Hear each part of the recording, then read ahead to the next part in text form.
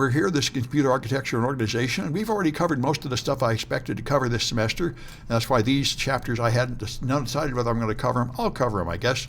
So we're going to do chapter 13 now, and for a demonstration, I decided the most important thing to do is cover Rust. I think that's what I wanted to do today. I was going to do some Windows exploits, but I think Rust is more important, so I want to get there right away. All right, and so there is a quiz for this chapter, although it's not in Canvas yet. I made it, I'll make it extra credit, because I say that's why I didn't regard this chapter as really central to the material, and so any additional quizzes from this point on, I'll make them extra credit. All right, so let's take a look at the slides, and it's an excellent book, and you can't beat the price. The free online book we're using. I'm very happy with it. All right. So we're going to talk about, this is all Linux, not Windows, although I'm sure it's similar in Windows, but if we're doing a lot of Linux-specific stuff here, how it boots, how you run applications, how processes run, virtual memory, and inter-process communication. And, all right. So the operating system, like Windows or Linux, the purpose of the operating system is to manage the hardware, to somehow control how your various programs can get through to the hardware, read things like read from the keyboard, put things out on the monitor, and so on. So it's going to initiate programs by loading them into RAM and starting them running.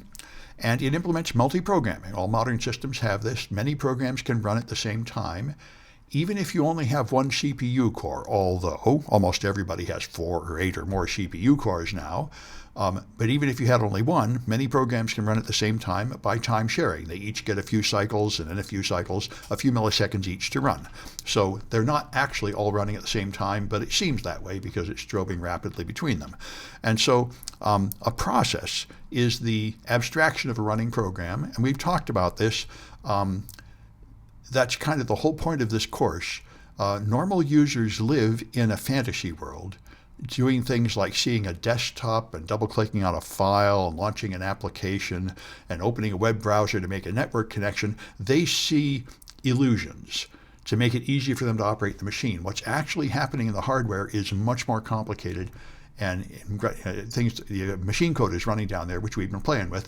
So what we're doing is we're the engineers that see what's really happening on the machine below the surface. And normal people just see the surface of it, the pretty illusion that's created by all these layers. So they have a nice human-friendly desktop that appears to do simple things, but in fact all the interesting complicated things are happening below the surface. And that's abstraction. So a process is the abstraction of a running program.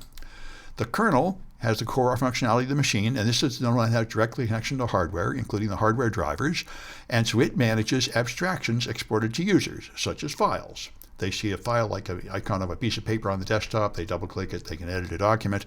That's another abstraction. It's a very simplified, limited view of a complex process. All right, and so it's got mechanisms to reach the hardware and has policies that govern abstractions, such as which process gets CPU times next.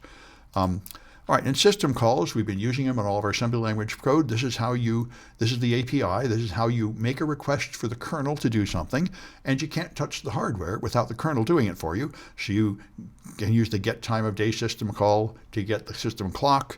And in our programs here, we're printing to the screen and such. We've been doing a lot of that. So it looks like this. Your user program sits here in user land with only limited access to CPU instructions. And then it goes to the system call interface, makes a system call, which then asks the kernel to please do something for me by passing in parameters. And then that will then run kernel functions with device drivers and such that control all the hardware and actually do something that affects the hardware, but the user doesn't directly touch the hardware. You're like an executive in the top of suite of an office building where you not actually do any work, you just ask other people to please do the work for you, and they report it to you. All right, so when you boot up the system, the first thing it's going to do is load the binary from disk into RAM. It has a file on the disk, some kind of operating system file. It'll load it into RAM and run it, and then it will launch it. And this is how you, this is not boot up yet. This is just starting a program on an already running system with the operating system, or you run a program like a.out. Just copies this into RAM. It spaces it out a little bit in RAM, as we've seen. The different segments are spaced out to run on even thousands in hex of locations. So they're crammed together down here to make the disk file small, but it sort of unfolds them into chunks and spaces them out in RAM. And then when you boot up, here's where I wanted to be. You start with non-volatile code, which remembers when the power is turned off. It used to be BIOS. These days it's pretty much all UEFI, just the more modern version of the same thing. And this is the code that does a power on self-test to detect what hardware you have and finds a boot device like a hard disk or an SSD or maybe a CD or a floppy or USB. And then it figures out which operating system you're booting, and then it loads that code into RAM and starts it running. Then that loads the rest of the OS and initializes all the structures to get the machine going. So it's all modern machines are interrupt driven. When nothing is happening, they're just sitting there. Everything happens in response to a signal interrupting them. So it's all, stop what you're doing, do something else. Signals come in. Somebody has clicked the mouse, something's come in on the network card, some time has elapsed in some periodic cron job. And that's the game. So that's the way it works. Interrupts come in from the hardware. These are interrupts, or from the user program, they're system calls, but they tell the operating system, okay, start a new job. And interrupt what you're doing and add this new job to the ones you're sparing your time between. So interrupts that come from the hardware layer are called hardware interrupts, or just interrupts, like when you receive NIC, data from the NIC, or you press the mouse or the keyboard or something. And things that come from the software layer, when an application makes a system call, those are called traps. Exceptions can come from either layer when something bad happens, like a divide by zero or a disk read error, some unusual kind of error condition that requires some kind of immediate response. And this is the kind of program we've written. There's hello world, so you do, int80 is the system call. So here you make a system call to write out a message. With EAX being 4, this is syscall number 4, which is write to the output device 1, which is standard out. And here we are doing exit. 1 is exit. So you just call it, and that's it. This is how you do it. This is a kernel land assembly language programming. This is a user land assembly language programming. And with int80, it jumps into the kernel. And you don't have the ability to run arbitrary code in the kernel. You can only run particular methods that you're allowed to make with these system calls, and that's all intentional, so you cannot send terrible signals to the hardware that would crash the machine. That's the idea. So the interrupt bus sends a signal from the hardware to the CPU. So you have your interrupt bus says, wait, something happened, somebody pressed a key or something. That goes to the CPU, and then the CPU will find handler code, interrupt handlers, and decide what to do about that. So we talked about this. User mode is where everything you launch after you log in goes. Everything you launch from the desktop or the command line interface, start button. Therefore, these things are all running in a limited environment. The idea being that even if your program is defective and you give it bad input, you can't crash the machine. All you can do is crash the one program you're working on because it doesn't really have access to the dangerous, powerful instructions. All it can do is make kernel calls, system calls into kernel, and the kernel has the power to do anything, but all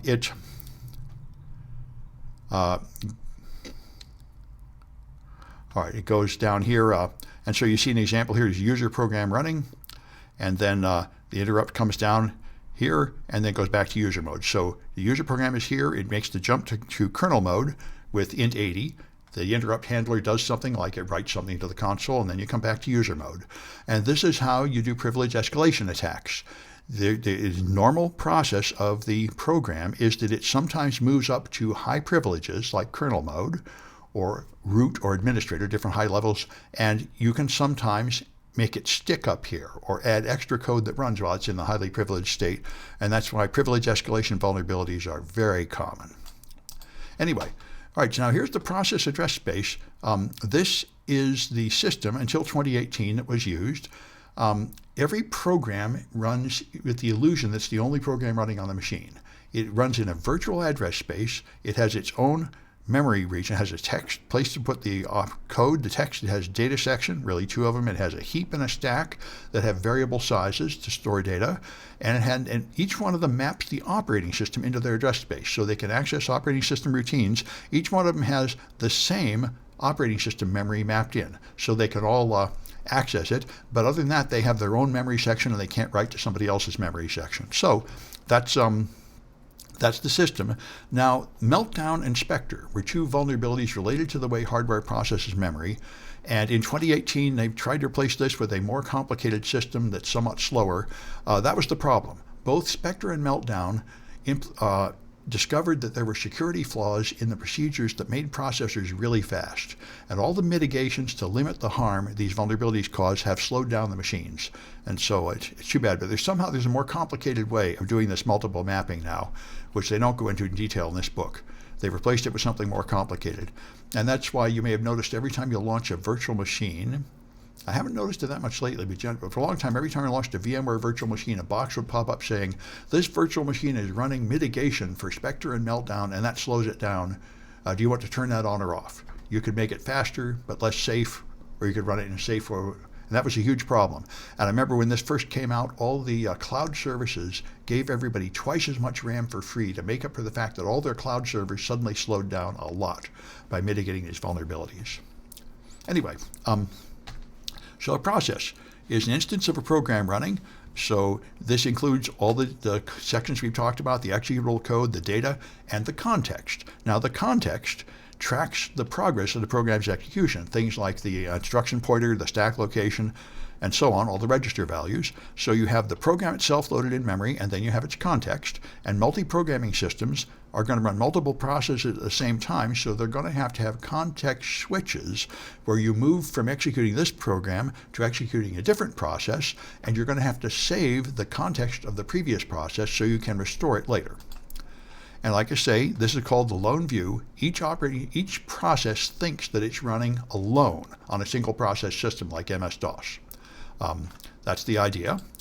All right, and so that's time sharing. They each get a few milliseconds of time, and it strobes through them. And that means the processes run concurrently in that they all, if you look at a larger time scale than a few milliseconds, they all are moving forward. So every time you have a context switch, which means I've given this process all the time it deserves right now, and I need to give another process some time, then it's going to save the context, save the memory state, save other states like open files, and then restore the saved context from another process and carry on with that one. So there's overhead involved in context switching. All right, so the process state, there's a unique identifier for the process, the PID. You can see them with PS. The address space information, we've talked about those reservations of places like the text segment and data section. The register values, including the stack location. Other things like open files. And then you have a process state, which determines whether this process is currently running or it's suspended or it's in a state that is coming to an end. So here's the process states. Normal process, when you start it, it's ready. Then it starts running. Now it's running. Then it'll come a time when it's blocked, waiting for something, like a read from the hard disk or something. And then there's exiting on the way out. I'll talk more in detail about this later. So that's the various process states your process will pass through. So in Linux, the original system boots up with init. Init is the first process, and every other process is forked from init. Now, when you fork, you just make an identical copy of a running process with everything the same, even running the same assembly language instruction, but with a new process identifier and its own memory allocated and such. So you have process A, you fork it, now you have two identical processes. One is the original process A continuing, the other is a copy of that process that they both continue executing right from where they were. That's how all the new processes are created. All right, so everything is forked off from init, and it may be parent, grandparent, parent, child. It may be several generations from init, but everything in Linux comes from init. That's why some of the early boot kits to take over Linux machines would simply Trojan init. If you modify the init process to contain malicious code, then every process on the machine will inherit that malicious code. So you can do fork demo here. I should have this running. There we are. Let me clear, and I'll make this bigger. All right. So this is fork demo 3.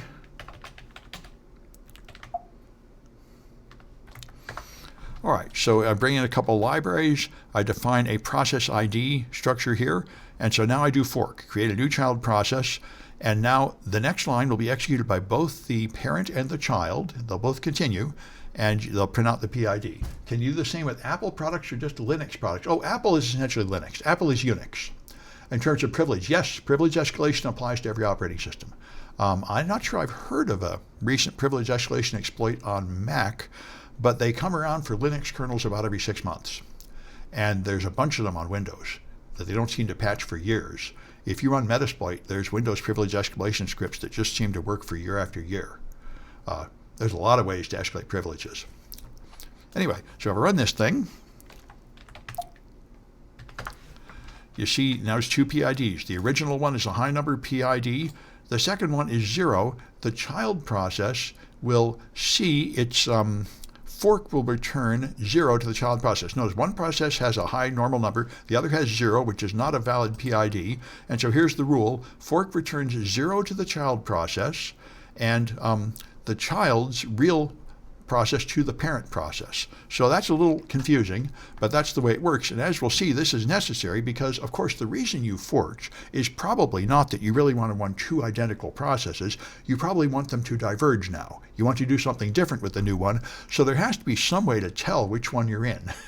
And this is how you do it. You look at the PID, and if it's 0, you're in the child. So then you can do something like make the child go off in a different direction.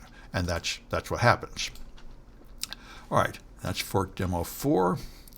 Yes, here's the more detailed one. So let's take a look at this one. If I cat fork demo 4, all right. All right, so here's the one that goes through all the details. Again, I bring in some libraries, and then I define a couple of PIDs. So here's the first thing. We have A, just mark this point A. Now we create a new child process. So now all the code below this will be performed by two processes, the original and the child. Now if PID equals -1, then fork failed. I don't even know under what conditions fork could fail, perhaps running out of RAM. Anyway, if that happened, you'd get a response here. If you're in the child process, it will then say, I'm in the child. And it'll tell you that fork returned this back here, and here's what my PID returned. There's a function to see what your process ID is.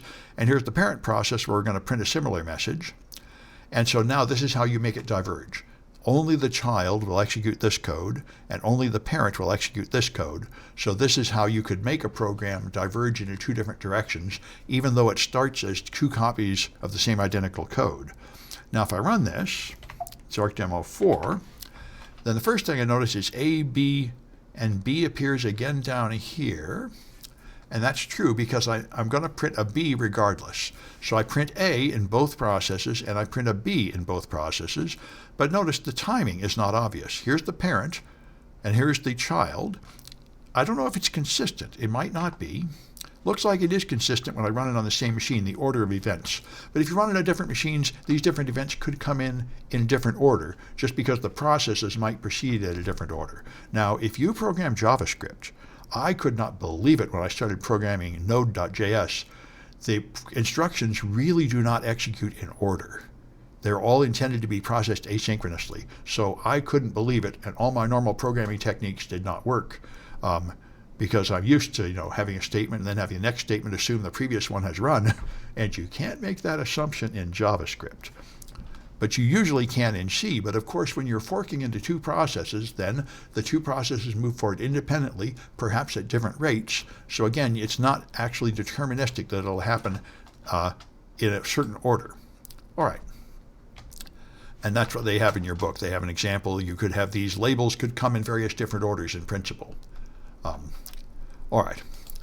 Then, so that fork is actually not incredibly useful because it makes two identical processes. Exec is the more practical one you normally use, and there's a whole family of exec commands, and exec VP is the one we talk about here. And what this does is it starts a new process and loads data from a new executable. So you get a new process running a different program, which is normally what you would want. So you, I got this one too, exec VP demo.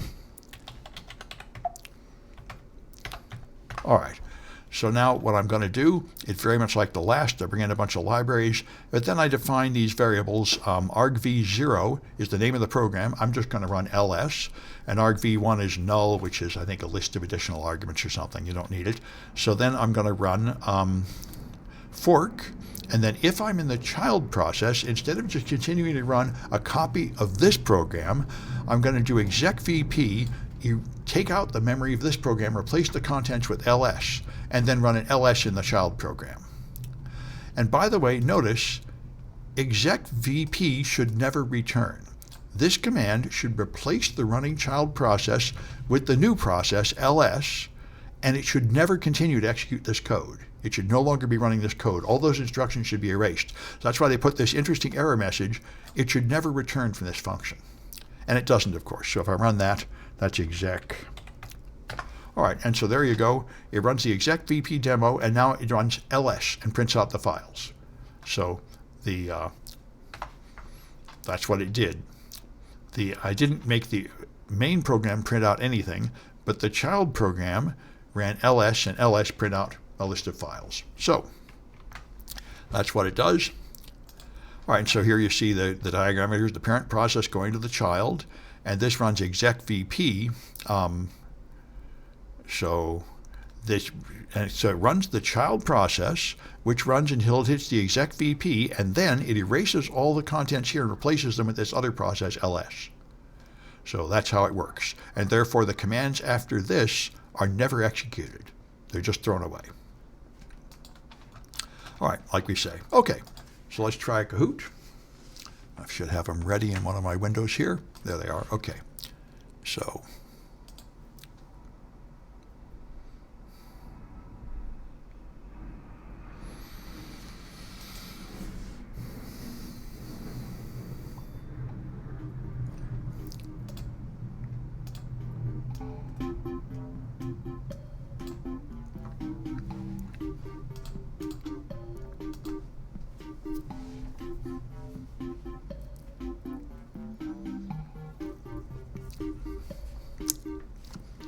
oh, good. Looks like the number is visible. Okay.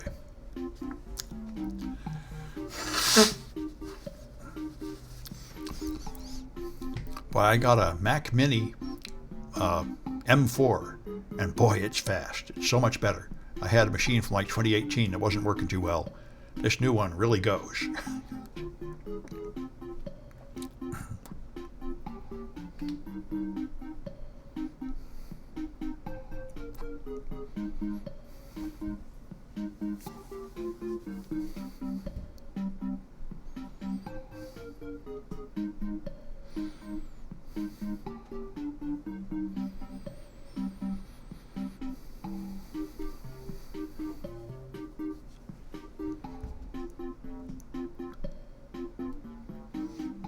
Right, we may have only 4 competitors.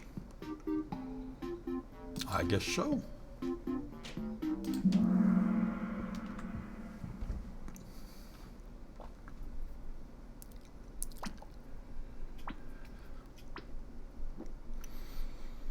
All right, so which item manages the file abstraction?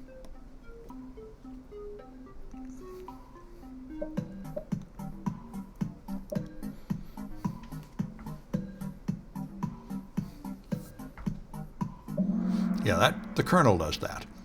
It creates these illusions of things like files for you. All right.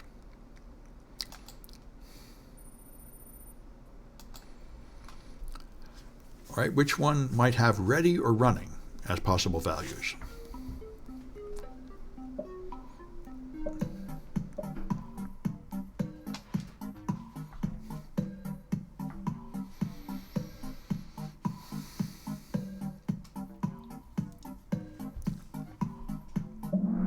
Yeah, that's the process state. Good.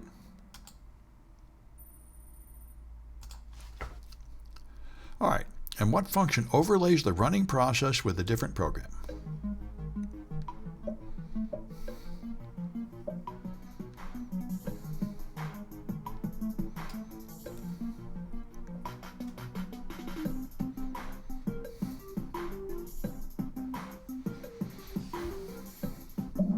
Yeah, exec VP. Fork doesn't. Fork just makes a copy of the first program. So you have 2 identical programs running. Exec VP is what replaces it with a new program. This is by far the more commonly used thing to do. Fork is a pretty strange thing to do all by itself. Why would you really want 2 copies of the same program running?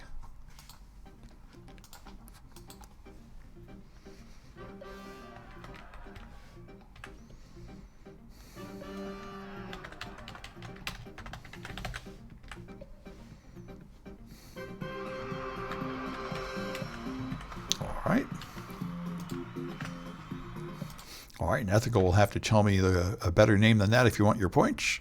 But anyway, all right, so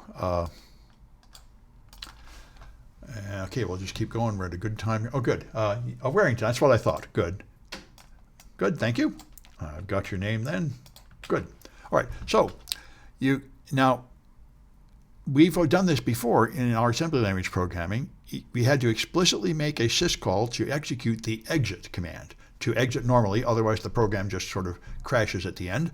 So if you complete all your application code, then it should automatically call exit, although it didn't seem to do that in our assembly code, but I guess it might if we read it in C. I'm not really sure. That's one way to exit, just run all the code. You don't need to explicitly call exit in C, I know that. If you perform an invalid action, that will stop your program, of course, by raising an exception, like divide by 0, or you can receive a signal telling it to exit. So divide by 0 and null pointer dereferences result in the OS sending the process sig FPE and sig segv signals, which tell it to exit. And we'll see more of these signals coming up later. So signals are software interrupts. Here's the one for null pointer dereference. Here's when a parent decides to call exit in a child process. Pressing Control C sends sig int, which stops the current process, also calling exit. After calling exit, the OS delivers a sig child signal to the parent process. It doesn't stop immediately. The child process becomes a zombie process and moves to the exited state, and the parent reaps it with a wait system call. So I don't really know why. Things don't just stop right away, but they don't. They enter these intermediate states. So the parent is running here, the child is running here, the child runs exit, so then it becomes a zombie process. It sends a signal to the parent saying, I have exited, that's sig child, and only when the parent sends some sort of reap signal is it actually shut down. All right, and the reaps, I don't completely understand how this reap works, but it has to send a wait system call to terminate it, which is not a signal, it's a system call. So it's a little strange, complicated process to get something to really stop. The way I notice this mostly is when I do hacking and I set up things like a network connection and I have trouble making the connection. If you do not stop things just correctly, you end up with a hung process tying up a network port for like 2 minutes at a time. That happens a lot when you're trying to develop malware and trying to get remote control of a box and you have problems. You keep ending up with a hung process tying up the network port, and you have to wait a long time for that port to become available. All right, and that's this state called blocking. So if the child is still executing when the parent process calls wait, then the parent blocks until the child exits. It enters the block state waiting for this sig child signal. And you can see that if you just run something in the shell. So if I just go here, let me clear my shell. If I just give it a command that's going to take a while, like sleep 10, then I can't execute any more commands right now. For 10 seconds, this is the parent process is the terminal here, and I can't use the terminal until it's done with the child process. That's blocking. Now, if I don't want that, what you do is put an ampersand at the end, and that will run the sleep process in the background, so it will not block the terminal, and now I can just run other commands here, like ls. I don't have to wait for the one behind there to finish. So that's an example of this blocking. All right. And that's backgrounding is the solution for blocking. The ampersand runs it in the background. That's why one thing you could do when you're trying to run several things is open several terminal windows. But another thing you could do is putting these ampersands and run them in the background. The only thing is then it can be a little hard to fix them. So in fact, let me mention this. If I run something that's slow, like sleep 60, and I put it in the background, then I can still use the machine. If I run PS, you see it's still running. So if I wanted to kill it, I could kill it by using kill on this 4257, but another way to do it is bring it back to the front, and you do that with FG. Now it's back in the foreground. Now I can kill it with Control C. So that's a good thing to know. If you start using this ampersand, then you do need to learn about FG. Otherwise, you sort of lose control of things. One real common problem I've seen is students run nano, and then they don't exit correctly. Instead of Control X, Y, enter, they do something like Control C twice or something, so they suspend the nano process in the background, and now their file is locked, and you have to use FG to get that file to the front. Of course, you can just reboot your machine, or disconnect the terminal and reconnect to terminate all processes, another way to do it. Anyway, that's useful to know. If you start backgrounding things, you're going to wish you knew FG before long. so you could get back to those things in the background. All right. And so here's an example from your book where they make a fork. So that's the first child, that's B. Then they do another fork, so they have child 2. And this one, they do an exec VP of something, so it gets a different process. And now you're going to wait here on this one and wait on that one. So I think, here's what it looks like. Parent A comes here, it forks down to child B, forks down to child C, it then runs A out, and it exits and exits to undo them all. So you can control that process with that C code. All right, so let's talk about virtual memory, which is of course real important these days because however much RAM you have, you can run more programs than you can fit in memory all at the same time. And we had a whole chapter about how this is handled with pages and such. So now each process has its own private logical address space. It has its lone view. Each process thinks it's alone on its own hardware. They can't access the contents of another's address space. Some parts of it come from the binary executable while it's running. It's a copy of what was on the hard disk file or SSD file. Other parts are created at runtime, like the stack. So your two processes, you could have launched the same process twice, A.out, and you run it out again. Each of them runs, they think they're running with identical layouts in memory, and they think they have a variable called X that's at the same location in memory, but in fact, these are in different actual physical memory locations. So if you change the value of X in this program, it does not change the value of X in that program. All right, those are virtual addresses. So each one of them think they're in a certain location in virtual space, but that's mapped to physical addresses, and they're each stored in different physical memory, because of course you cannot store two different things in the same real physical RAM location. So P1 and P2 running the same program, their own private copy of X stored at the same virtual address, but different physical addresses. So you do that with a memory management unit, a hardware component that takes care of that. So when the CPU gets a command to change something in the value of X, it gets a virtual address for X, and the MMU maps it to the physical address so it can find the actual RAM that stores that data. And if it's an integer, it's a 4-byte value. So that's how it works. And remember, this is done with paging. Paging is another issue.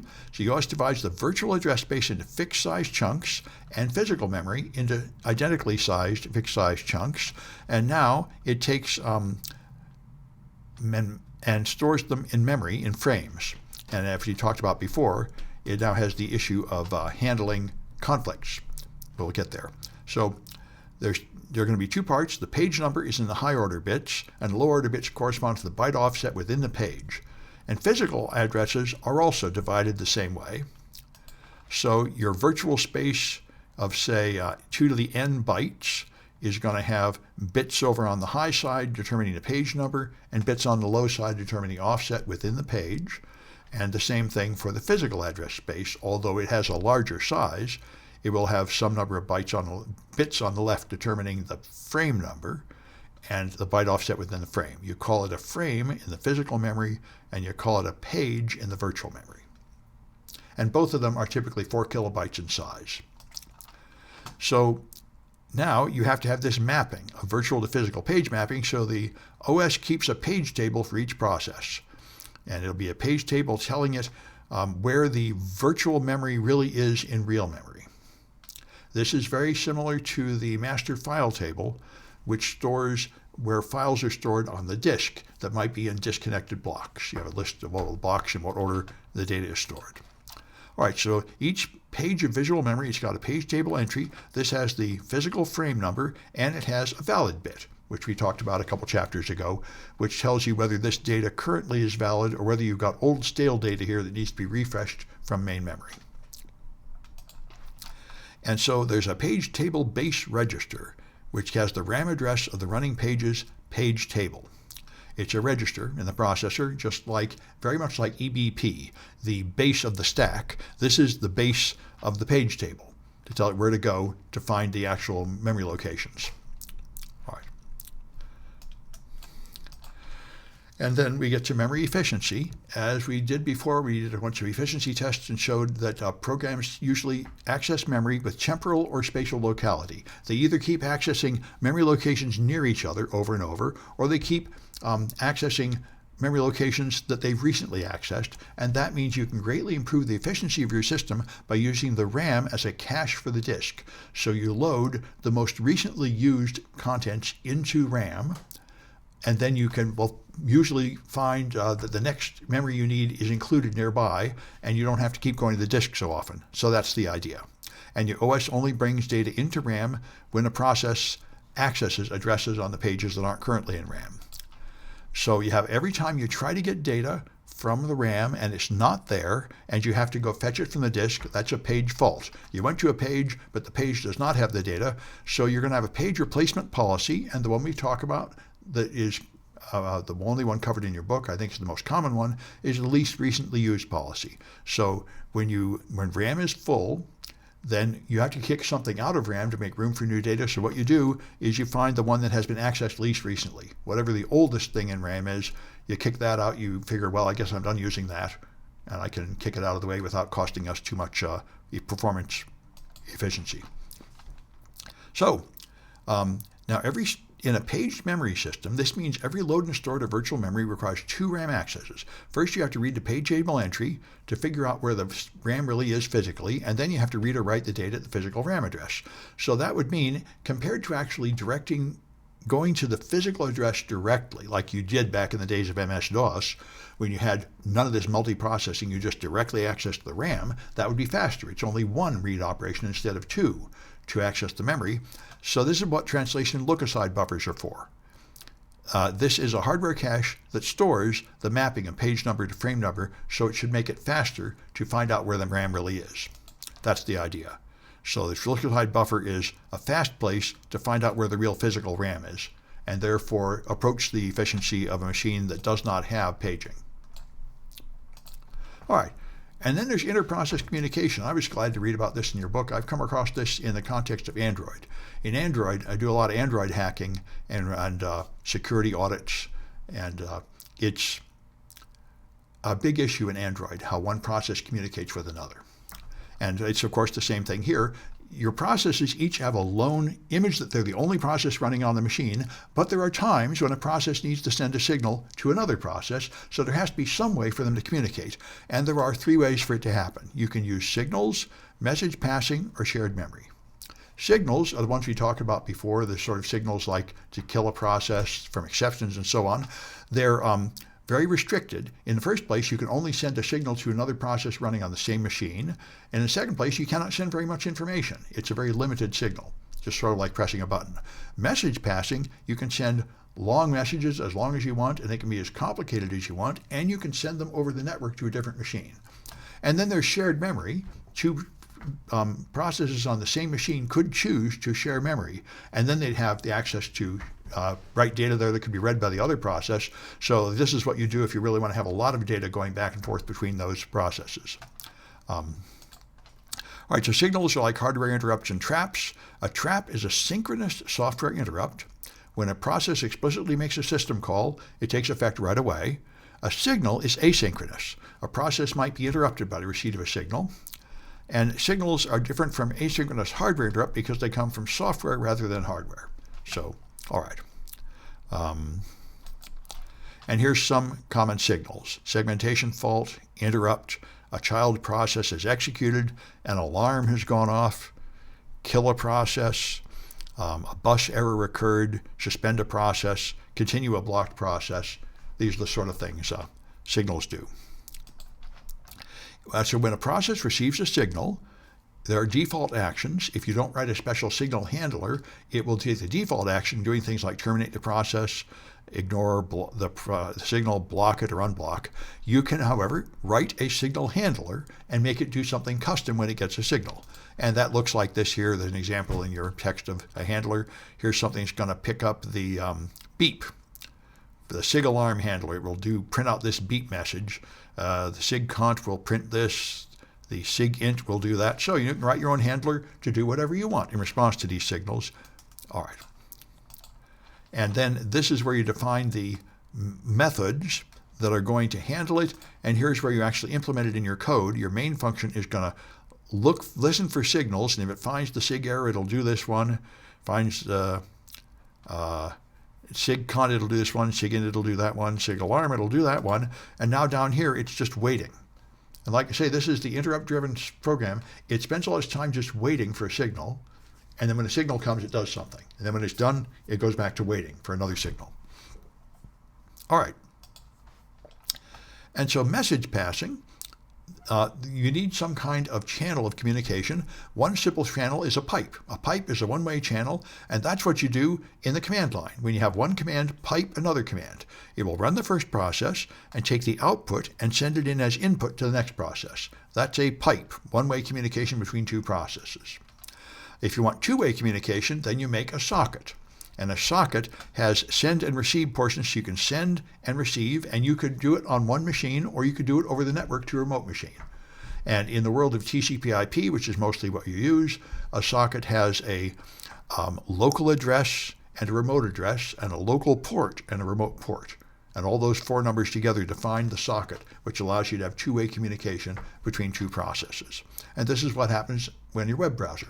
If you go to your web browser and you type in like yahoo.com, your web browser sends a request and opens a socket on a web server, and from that point on, your local browser can send and receive data to that web server. So one process on your machine is connected by this socket to one process on the remote server as if you had a long cable, and they can talk to each other with data that doesn't get mixed up with other people's data. And the other thing, of course, is pretty obvious. You could just map identical block of memory in both processes. And if you do that, then of course this one can write to the memory, that one can read it, and they're just sharing it. That's not what you're going to do if they're really going to share a lot of data. All right, let's try another Kahoot. 13B is here.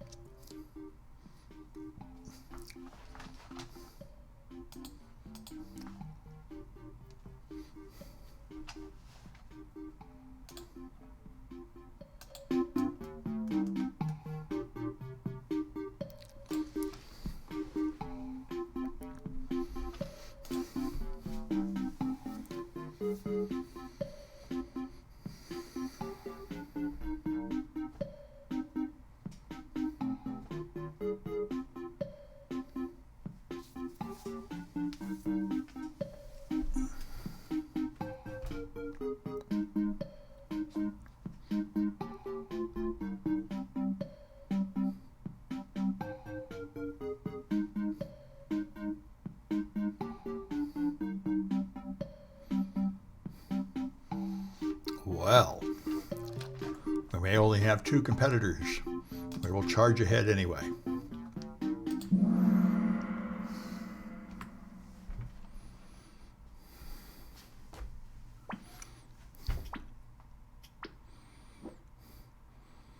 All right, so what event occurs when a process tries to access a page that is not currently stored in RAM?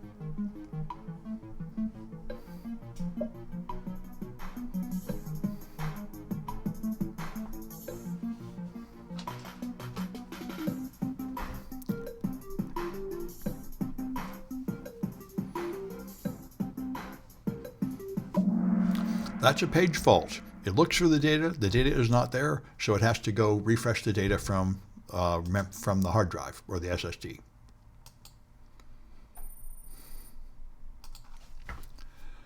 All right, what method allows processes on different computers to communicate?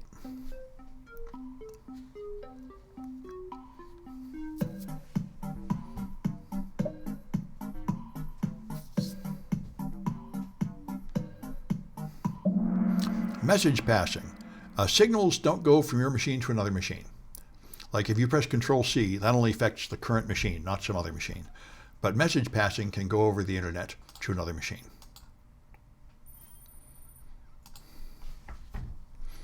All right, which way is a one-way communication channel?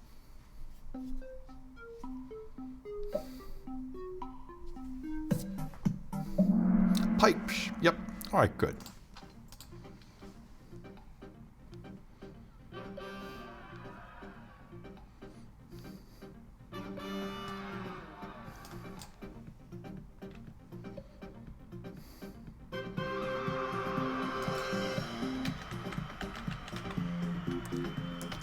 Okay, good.